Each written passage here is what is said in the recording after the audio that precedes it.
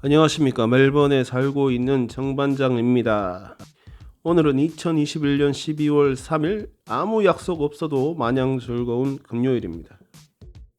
그래도 코비드 데이터는 한번 보고 가야죠. 신규 확진자는 1188명, 테스트 숫자가 6만 3천 명 정도로 떨어졌는데도 불구하고 1200명 선 정도 유지를 하고 있습니다. 아까 잘 나간다는 그 감염병 학자 인터뷰를 들었습니다. 록다운을 다시 한다든가 집에서 못 나가게 한다든가 몇 명 모이는데 이렇게 제한을 둔다든가 마스크를 계속 쓰게 한다든가 이런 거 아닌 다음에는 이 정도 숫자가 계속 유지되는 거 아니겠냐 이런 의견을 냈습니다. 어떻게 하겠습니까? 이 정도에서 만족을 해야 되는 건지 하여튼 두고 봐야 되겠습니다. 현재까지 호주 내 오미크론 변이 감염자는 9명입니다. 네, 그렇게 말 많고 탈 많던 다니엘 정부가 내놓은 팬데믹 법이 어제 다 통과되었습니다. 이제 상하원 다 통과했고요. 이제 가버너, 그러니까 영국 황실의 승인만 받으면 되는 그런 요식 행사가 남았습니다. 저도 이번에 알았는데 그렇게 영국 황실에 형식적으로나마 이렇게 얘기를 해줘야 되나 봅니다. 자, 이제 그런 요식 행사 지내고 나면 빅토리아주는 호주에서 유일하게 팬데믹만을 대처하는 법을 가지게 된 주가 됩니다. 최초에 완벽하게 만들어졌다 이렇게 홍보는 했지만 결국에 소수 야당에서 표 4장을 확보를 해야 됐었고, 그래서 나름 수정을 거쳤고 그 수정은 그대로 확정이 되었습니다. 어제가 그 상원 올해 회기 마지막 날이었나봐요. 어쩔 수 없이 어제 결정이 났었어야 되는 겁니다. 표 대결했고 변동 없이 18대 20으로 여당이 이겼고 그 법안이 통과되었습니다. 하여튼 의회 건물 그 계단에서 농성하던 그 팬데믹법 반대 시위대 있지 않습니까? 어제 오후에 또 비가 엄청나게 쏟아졌잖아요. 그 상황에서도 버티고 있다가 이제 다 통과되었으니까 이제 가버너가 있는 가버먼트 하우스 쪽으로 위치를 바꿨습니다. 이 과정에서 이제 경찰들이 좀 많은 병력을 투입을 했고 이렇게 그냥 호위를 했겠죠. 별다른 충돌은 없고 그렇게 이동을 했습니다. 지금까지도 그러고 있고요. 큰 불상사는 아직까지 없는 상태입니다. 아마도 이번 토요일에는 그 의회 앞에보다는 이제 가버먼트 하우스 그 앞쪽으로 많은 시위대가 몰릴 것으로 예상이 됩니다. 다시 정리해보면 12월 15일까지 오늘 현재 발효 중인 비상사태가 이제 유지가 되고 16일부터는 새로운 법, 팬데믹 법으로 인해서 방역 지침이 유지가 됩니다. 15일까지는 연방정부 소속이던 브레서튼 빅토리아주 최고 보건 책임자 영령으로 방역 지침이 만들어졌고 그렇게 유지가 된 거고, 16일부터는 빅토리아주 총리인 다니엘 앤드류스 하고 보건장관인 마틴 폴리에 의해서 방역 지침이 만들어지고 유지가 된다는 말입니다. 좀 느낌적으로는 이제 연방정부의 입김은 전혀 통하지 않을 것이다 이렇게 느껴지기도 합니다. 솔직히 지금 봐서는 16일이 되어도 크게 변동이 있을 것 같지는 않습니다. 다만 어제 인터뷰에 나선 다니엘이 아이들 그 백신 접종 이런 거에 관련해서 약간의 변동이 있을 수가 있겠지만 그때 가봐야 알겠다 이 정도 대답을 했습니다. 제가 저번에 얘기했는데 아이들에 대한 백신 접종은 내년이나 돼야 이런다 저런다 결정이 날 것으로 보입니다. 기대되는 거는 소수 야당들한테 어떤 딜을 했는지, 분명히 모종의 거래가 있을 텐데 어떤 게 있을지 기대가 됩니다. 조만간 다 알게 되겠죠. 어제 그 연방의회에서 또 회의가 있었는데 그 9월 마감 그 분기에 그 1.9% GDP가 하락을 하였답니다. GDP는 그 한국말로 국민총생산인가 그렇습니다. 그래가지고 이제 의회에서 그 재무장관한테 우리가 진작부터 백신을 맞고 해서 이렇게 관리를 잘했다면 이렇게 하락을 하진 않았지 않겠느냐. 왜냐하면 이게 하락이 아마 건 50년 만에 처음 기록되는 걸로 알고 있습니다. 그 답변에 나선 조시 프라이든버그 연방정부 재무장관은 이때까지 우리가 잘 버텨왔고, 그리고 이번 하락한 거는 뉴사우스웨일즈주하고 빅토리아주 이 두 주가 이제 장기간 록다운을 하면서 이제 벌어진 현상이다. 지금 경기를 회복함이 있어서 다른 뭐 모든 선진국들보다 훨씬 잘 해내고 있다 우리는.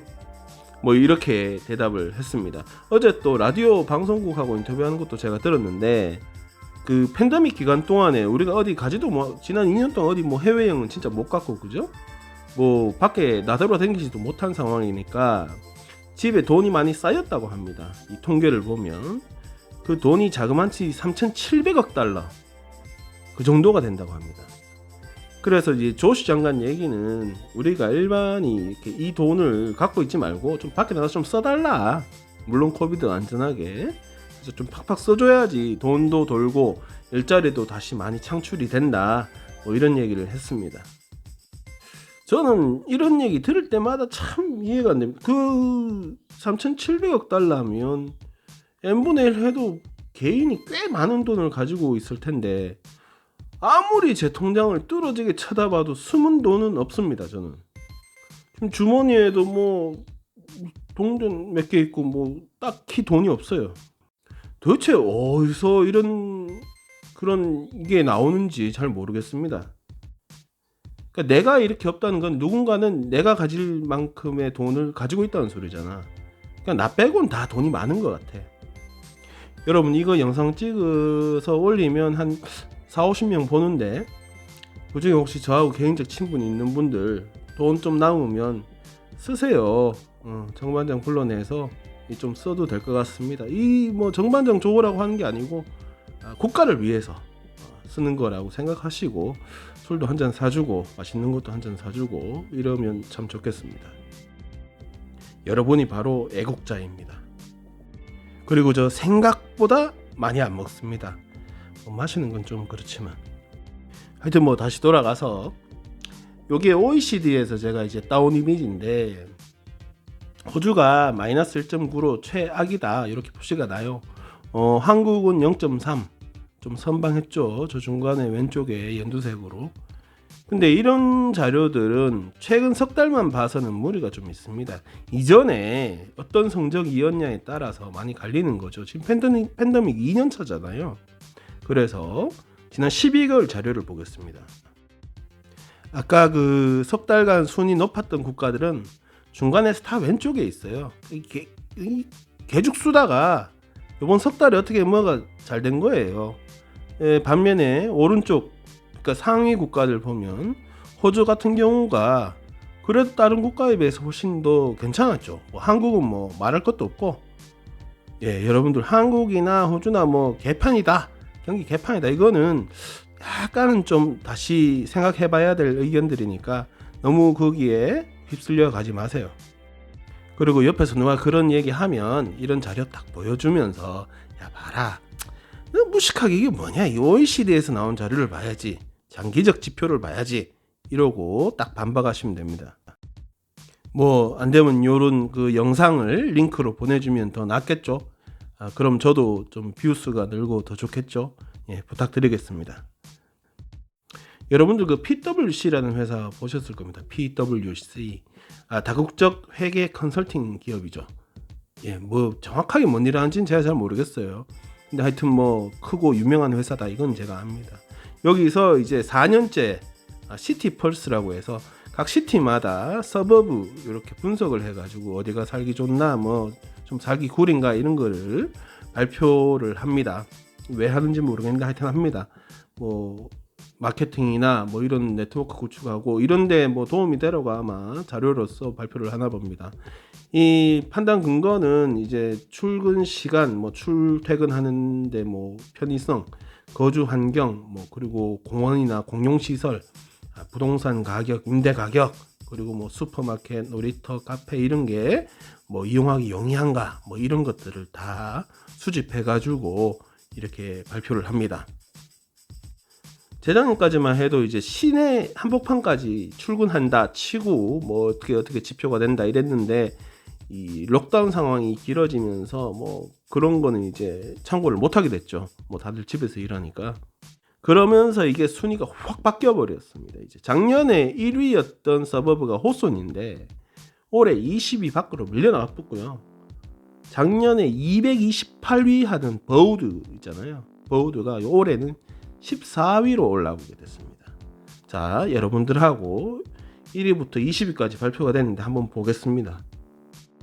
1위가 시티 바로 북쪽에 있는 노스코트, 2위가 로산나, 3위가 아델필리, 이건 발음 아벨필리, 4위가 완티나, 5위가 몽모렌시, 6위가 그린스보로, 7 블랙번 8Q, 9 링우드, 10 코버그, 11 멀그레이브, 12 완티나 사우스, 13 사우스야라, 14 버우드, 15 엘담, 16 로빌, 17 피트로이 노즈, 18 말번, 그리고 19 그랜 웨이블리, 22 캠버웰입니다.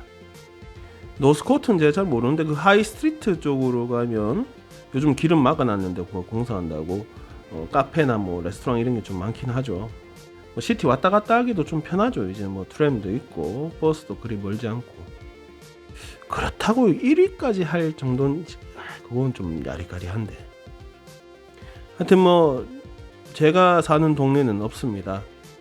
저는 제가 사는 동네가 시티까지 왔다 갔다 하기도 편하고 고속도로도 바로 앞에 있어서 좀 편하고 맛있는 빵집도 있고 해서 좋은데 뭐 PWC에서 보기에는 그닥 뭐 메리트 없는 동네는 봅니다. 여러분 사는 동네는 어떻습니까? 다 만족하십니까? 여러분들 그 V라인이라고 아실 겁니다. 이게 기차만 있는 게 아니고 지방지역 버스 연결도 다 됩니다.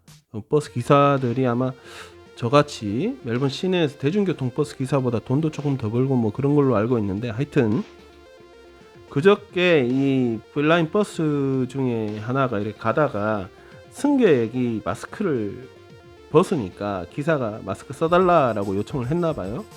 엄마가 썼다가 또 벗고 또 써달라고 하고 또 쓰고 또 벗고 뭐 이게 반복이 되다가 결국에는 이 승객이 버스 기사를 발로 차쁘고 주먹으로 패고 뭐 이러고 도망가 버린 거예요. 덕분에 이거 54살 먹은 버스 기사는 병원에 그냥 입원했고, 제가 봐서 이거 트라우마 생기면요 장기간 일하기도 어려워집니다. 이거 생각해보세요. 운전석에 앉아서 아무것도 못하고 그냥 맞기만 한 거예요, 이 사람. 하여튼 이거 사건 조사하고 있는 경찰은 이 사고 친 이놈이 이거 한 20대 정도 나이 먹은 것 같고 키는 한 176cm 정도 하고 당시에 검정색 티셔츠 입고 베이지색 반바지 입고 있었다. 그러고 이제 주변에 혹시 뭐 시골에 뭐 있겠습니까만은 혹시 모를 CCTV 다 지금 찾아내고 있다고 합니다. 어떻게든 잡겠다라고 말하더라고요. 어제 인터뷰 나와서도 얘기하더라고요.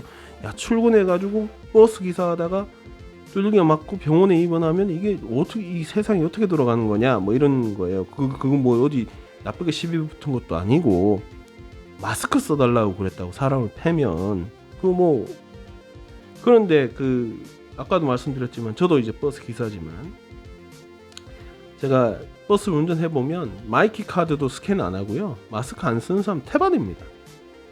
그럼 제가 그거 마스크 쓰라고 얘기를 할까요 안 할까요? 마이키 카드 스캔하라고 할까요 안 할까요?